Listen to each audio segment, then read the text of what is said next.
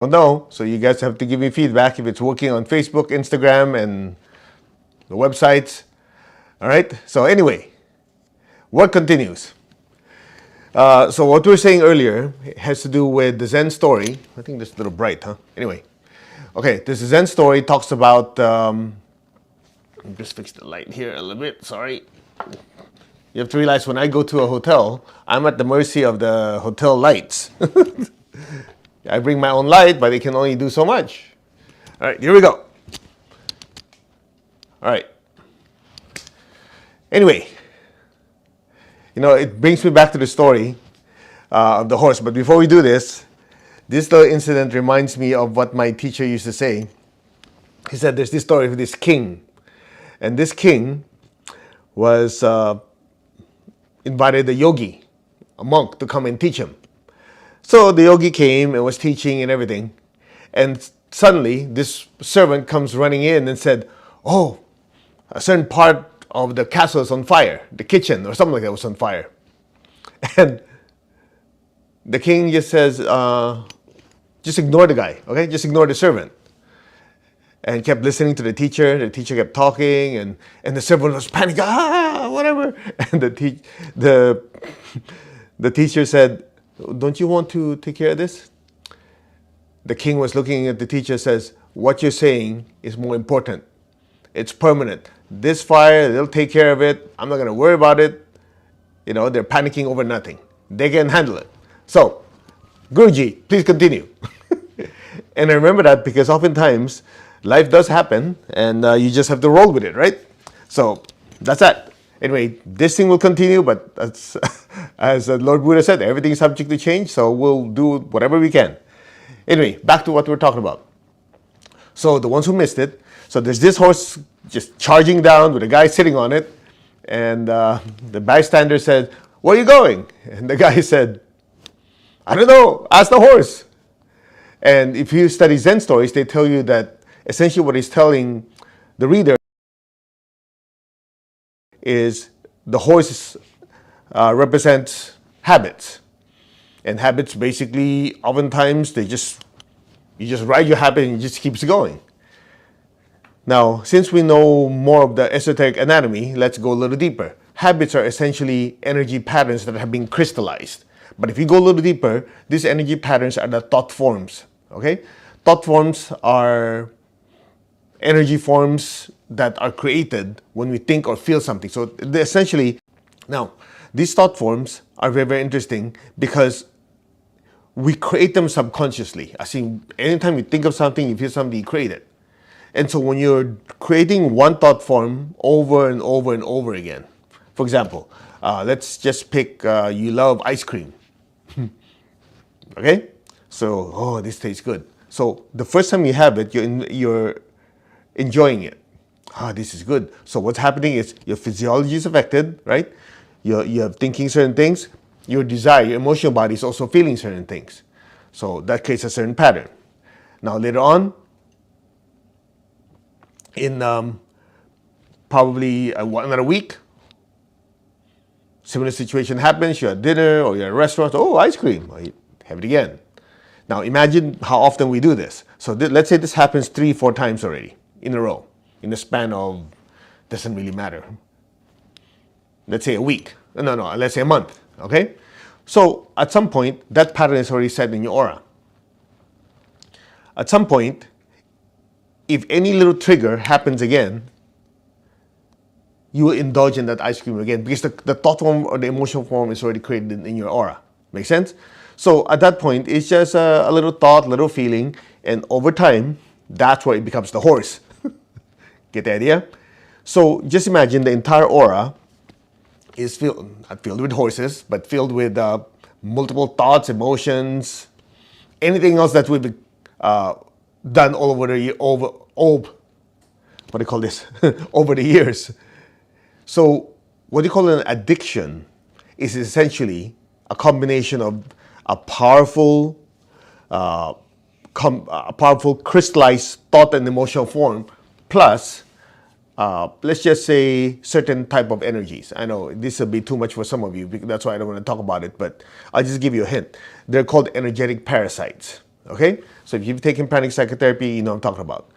So essentially, the horse that you're talking about is actually this combination of thoughts, emotions, energies injected into us, or the ones we keep creating. Now, the question is, how do you get off that horse? First, you have to identify that you are on the horse. That's the problem with most people. They don't. They're just like mindless puppets being puppeted by the thoughts and emotions they created or the ones created by other people. So without self-awareness, basically the horse is taking you everywhere. Now, of course, if you've been studying with us for a while, we went a little more in more detail that the soul, the spiritual self, is actually controlling three horses. The physical body, which wants to do its stuff, the emotional body, the astral body, which wants to do its stuff, the mental body, which wants to do its stuff. Right? So the soul is that charioteer, and the reins is the spiritual cord, the spiritual connection that comes down a person's head. So the charioteer, which is the soul, constantly wants to control these three horses. One wants to go this way, this way, this way, this way. Now, here's the problem. A lot of people who are not aware of this, they have this thing like, oh, just go with the flow, whatever feels right. Yeah, good luck to you. If your horses are trained, great. If your horses are not trained, you're screwed. Basically, instead of one horse, you got three horses going three different directions, good luck. Your chariot is going to topple over.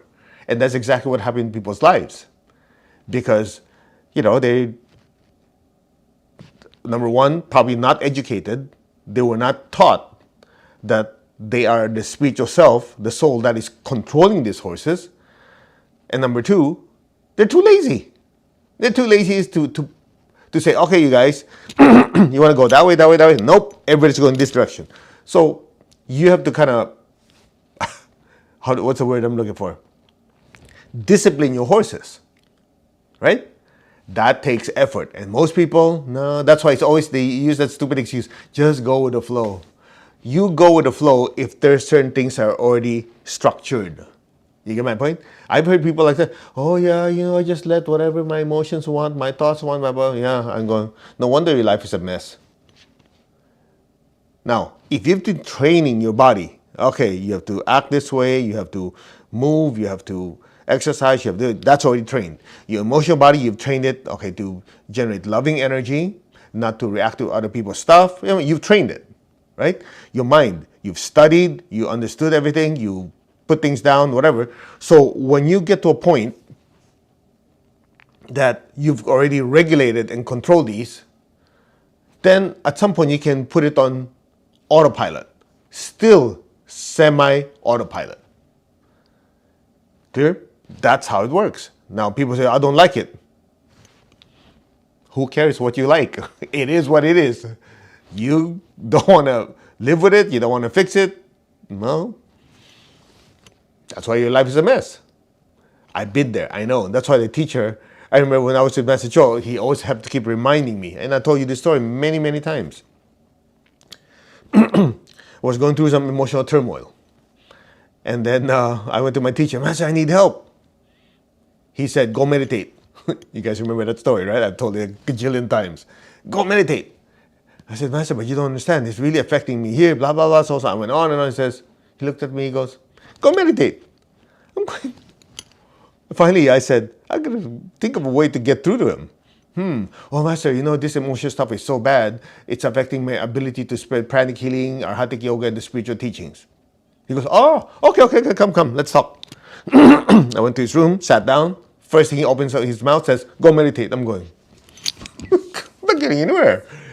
But he didn't stop there. He said, when you meditate, when the soul has control over the body, the emotions, and the thoughts, this problem will go away. It all goes back to, and I know you're so tired of me hearing this probably, who am I? Most people think the I is the feeling. They think the I is what the body's going through. They think the I is the mind. So because of that, it's just like saying the horse, the three horses, you're letting the horse say, okay, you do whatever you want, everything is good. Good luck. That's why you've heard me so many times. Discipline is extremely important. No way around it. And the people who are lazy asses are the one that always complain, oh, well, you don't need that. I just need to go with the flow. Oh, yeah, right. See you in 20 more lifetimes. Let's see what happens. Get the idea? Now, the beautiful thing about this is something like this. If you just really sat down and says, you know, I'm going to do something about this. Just make a choice or a decision to say, I'm going to practice. And most people, that's all it takes. It's like a switch. Once you turn that on, they have the realization, well, nothing else has worked. Everything else has been pretty messy. Why don't I try this? After all, it's not like I'm asking you to climb a mountain or asking you to do something that is very difficult. We're just saying, first, you listen to the teaching. Next, you go, okay, I'm not this body. Let's do an observation. What does the body want? I'm not these emotions. What do these emotions want? So you start with the body. Yeah, I do notice that when my body wakes up in the morning, it just want to sit around and do nothing. Interesting. Let's change that. So instead of doing that, let me make the body, see the difference? You're already differentiating the I and what the body is. It's just like say, I'm going to make this horse go over here and do some exercise. I'm going to make this horse get in there, get a shower, and then do this. That alone, most people say, oh, I get that. Same thing with emotions. Same emotion. It's like, oh, I noticed that whenever I talk to this person, my emotional body, my emotions go crazy. It gets angry, gets irritated. That's very interesting. Let me try an experiment. Next time I talk to this person, I'm just going to observe the emotions. And then once I notice that these emotions are about to go crazy, I'll just steer it in a different direction. You see the difference? Right there and then you're going to go. Most people, just by doing that, they immediately have control. Next comes the mind. If I ask you right now, okay, be still. Most people say be still, the mind starts wandering. Starts going all over the place. If I say be still and observe, be still and be aware, what do you notice? I notice I'm listening to you, I'm thinking certain thoughts. If I try to not try to think of something, what comes in is, I'm thinking what's going to happen tomorrow, what's going to happen here, what's going to happen there, right? That's what happens. So the way you do it is like this. You step out of it and say, let me observe the mind. It's jumping from one topic to the other. Very interesting. Okay, mind, I want you to put your attention on a flower. That's all, a flower. What color is it? It's yellow, it's pink, it's whatever. Oh, okay. Now I want you to think of a car. What car can you think of? There's this car, that color, that color. Now, you thought of a flower in a car. I want you to think of what's in between it. Nothing, right? You went from a car, from a flower, then you're thinking of a car. But in between, there's a gap. So, mind, I want you to tell me what's in that nothing. That's in between. What's there? The mind will say, nothing. Okay, put your attention, just stay there. What am I focusing on? Nothing. Just put your attention there. Just stay there, stay there, stay there, stay there.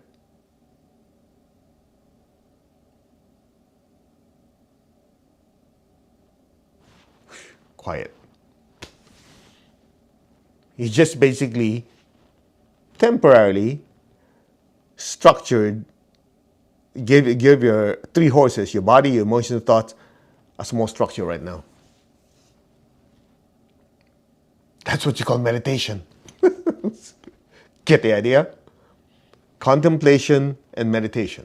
We talked about that in the Easter meditation, Easter morning meditation. It's still there. Contemplation, to contemplate is to look, to observe, And most people, they don't do that. That's why when I want to do meditation, oftentimes meditation is practicing awareness. So if they don't first direct their mind, the emotions, their body on what to observe, when they meditate, it's whatever is floating around. So that's why it's two parts. So I hope that helps. The key is to observe. Try it. Next time you're talking to someone, step back like you're a third person watching the conversation. You'll be shocked. You go, oh, this person is a little irritated, huh? This person gets triggered by the word chocolate. In a good way. They get triggered by, if you talk about a political party, they suddenly forget their family and their values. You get the idea? You won't notice that if you're swimming in it. But if you're able to step out and just observe, you'll be shocked what happens. So the key is to take that ability to contemplate and observe and watch yourself. So we're going to do a meditation right now. We'll do meditation Twin Hearts. But before we do that, let's just do a short contemplation. Close your eyes. Inhale slowly. Exhale slowly. Inhale. Exhale. I want you to observe your body. Just watch it like you're outside of your body looking, or you can just wherever you are, wherever your consciousness seems to be starting from, just observe how your feet, your body, your emotions, your feet, your arms, your legs, just observe.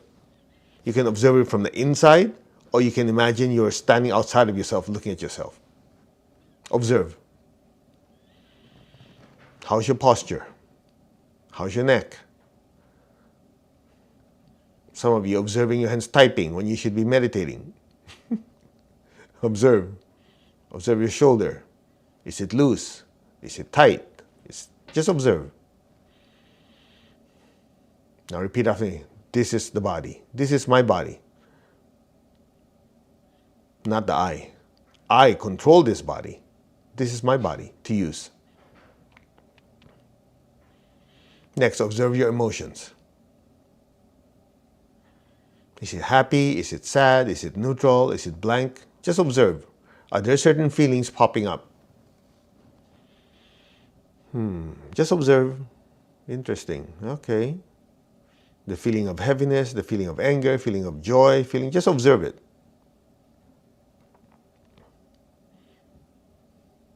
As you keep observing, imagine yourself pulling away from it. Just like it's getting more distant. And go like this. Say, these are my emotions. I created them.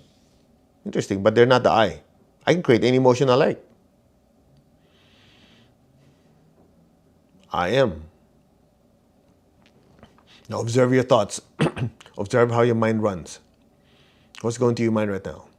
Some of you go, oh, this is complicated. This is easy. This is understandable. This is that. Just observe. Observe where the thoughts are popping. They're popping up here, there, left, right. Just observe. You say, these are my thoughts. I created them. I can create any thoughts I want, but they're not me. Now gently tap your crown. Put your attention in your crown. Repeat after me. I'm not the body. I control the body. I'm not any of my emotions. I created and control these emotions. I'm not the thoughts. I created the thoughts, but I'm not these thoughts. I'm not the body, not the emotion, not the thoughts. I am the soul. The mover of the body, the feeler of the feelings, thinker of the thoughts. I am that. Just stay on your crown. Allow your awareness to drift above the crown. I am that.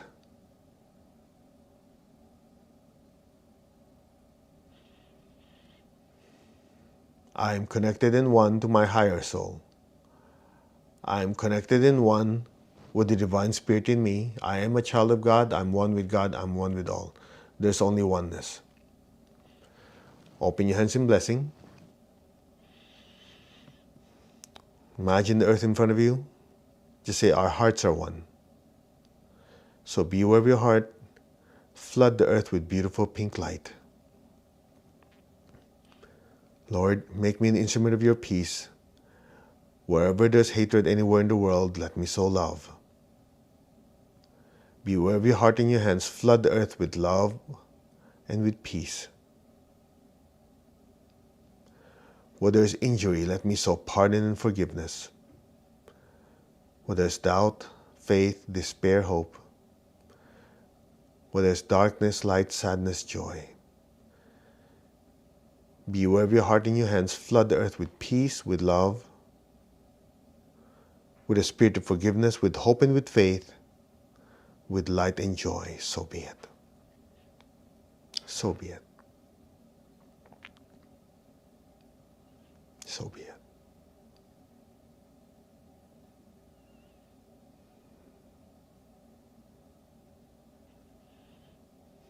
Now be aware of your heart. Take a deep breath. Inhale. Lift the energy up to your crown. Exhale. One more time. Be aware of your heart. Inhale. Be aware of your crown. Exhale. Gently one more time. Be aware of your heart. Inhale. Be aware of your crown. Exhale. And stay there. Be aware of your crown in your hands. Fill the earth with golden light.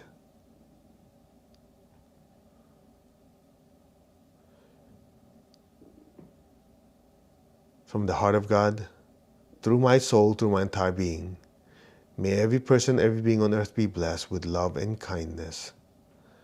Let all be blessed with great joy and happiness, with understanding, harmony, and divine peace. So be it. Be aware of your crown in your hands. Fill the earth with golden light.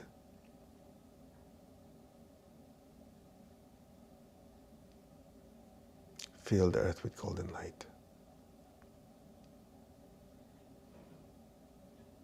Now be aware of your hands. Be aware of your crown and heart at the same time. Take a deep breath. Imagine golden light pouring out of your hands and filling the earth. Fill the earth with golden light. From the center of the heart of God, may every person, every being in the higher worlds, middle worlds, even the lower worlds, let every person, every being in every dimension, every direction, above and below, be blessed with God's unconditional love and kindness. Let all be blessed with inner peace and inner healing. Let all be blessed with understanding, with harmony, goodwill, and the willingness to do good. So be it. Let all be blessed. So be it. Now lower your hands on your lap. Be still. Imagine a golden light, a golden flame floating above your head. Be aware of your heart. Send a stream of love from your heart up to your crown and into that golden light. And just stay there.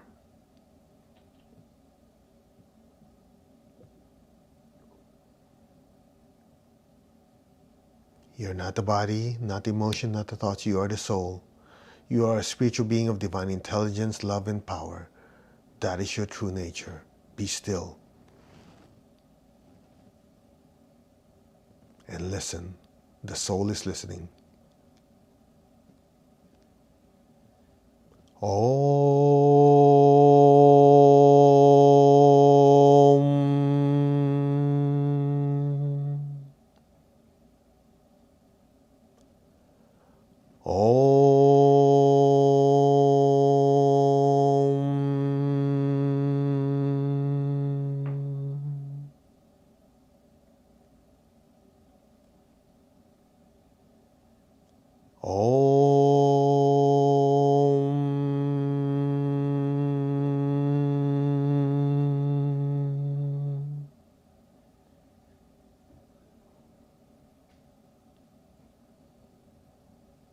Be still. Just observe that golden light. and just let go and let things be. Any sound, any noise you hear will just allow you to float deeper and deeper, drift deeper and deeper into that golden light, and just simply let go now.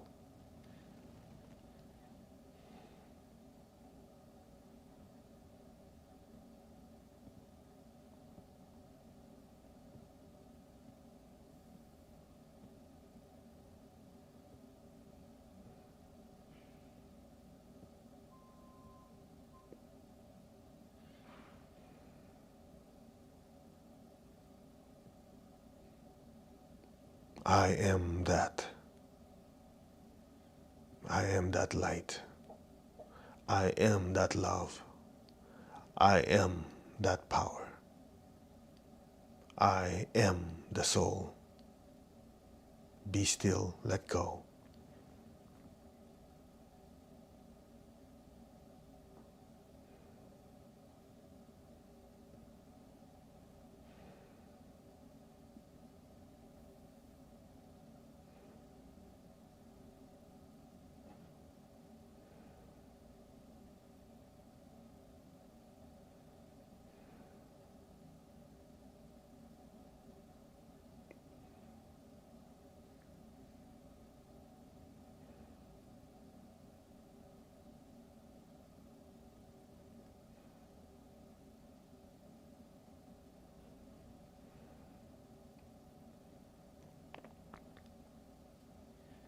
Gently, slowly, gently and slowly move your fingers, move your toes. Very gently and slowly come back to your body.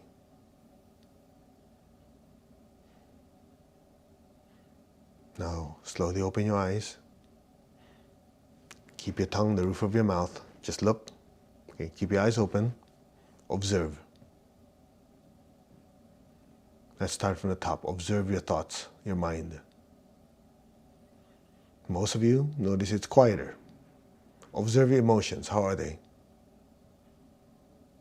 Very calm. How's your body? Oh yeah, my body. See what I'm saying? So the whole idea is when you're meditating, you temporarily pull your awareness out of the body, the emotions and thoughts, so you realize who you are. And then, once you know who the I am is, then you can go back and control the body, the emotions, and the thoughts. Without this ability to temporarily withdraw your attention, they take over you. It's just like that guy on a horse coming down. Where are you going? I don't know. Ask the horse. You have to first identify you're not the horse. Get the idea? If you cannot first identify you're not the horse, you're dead because the horse will take you anywhere. Now, if you get a well-trained horse, yeah, lucky you. But most of us think that we're just born with it. No, you probably work with it many lifetimes, but this particular one, you could be focused.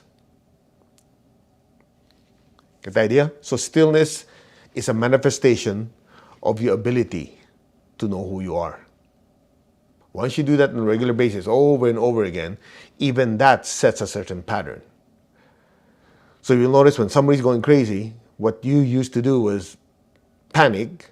Now you get to observe. Very interesting. This person's really upset, huh? It's almost weird. It's just like you're observing. Yeah, this person's like that. This person's like this. Well, in the past, what happens? When they say something, you react right over. Here you just go, interesting. That's what I noticed with my teacher. Like things could be going crazy. He'll just observe. Very interesting. That was the number one phrase. Very interesting. In other words, he looked at it. Very interesting. What's going on here? That's that. Now, is it going to happen overnight? No. It takes time. But a lot of you have been doing this meditation with me for over a year now, assuming that you're consistent with it. A lot of you have told me it's becoming easier and easier to be in control. You don't have to try to be in control. It's a byproduct of the practice. You don't have to say, okay, I have to keep it together. You don't have to do that because why do you have to keep it together? That is your default nature. Get the idea? So when there's a situation happening, you go, oh, that's not good, that's not bad, or whatever. You just go, okay, what is the appropriate action to do? What is the appropriate thoughts to think? What are the appropriate words to say? What are the appropriate feelings to have? And what are the appropriate movements of your body? You control the horses, not the other way around. Okay? So anyway, thank you very much for joining me. I apologize for the technical difficulties, but it is what it is. We work with what we have, right? And so for the evening session tonight, I'll try to tweak it. If not, at least we have this. This is working. I'll see what I can do with the hotel, with the internet and all that stuff. That's the thing though. We can control what's inside, but we cannot always control what's outside. I cannot control the internet. I cannot control that. I can control what I say. Now, if this doesn't work, well, we have to figure out another way. Maybe we'll teach telepathically. Who knows? All right. Anyway, namaste, everyone. You all have a wonderful day, wonderful evening, wherever you are. God bless. Live super energized, and we will see you next time. Oh, in 7 hours and 15 minutes for Anchor the Light Part 2 today on Wednesday. Okay. Namaste.